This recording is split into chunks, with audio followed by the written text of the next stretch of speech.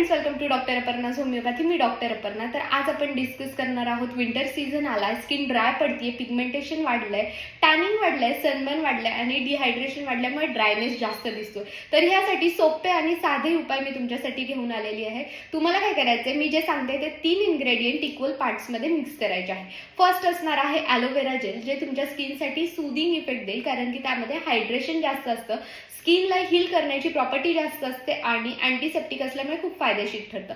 Second असणार आहे coconut oil, ज्याच्यामध्ये ल्युरिक ॲसिड असतं, जे पिगमेंटेशन दूर करतं आणि स्किनला रिज्युव्हेनेट करायचं काम करतं. थर्ड असणार आहे ग्लिसरीन, जे तुमच्या फेसवरती हायड्रेशन मास्क म्हणून यूज होईल.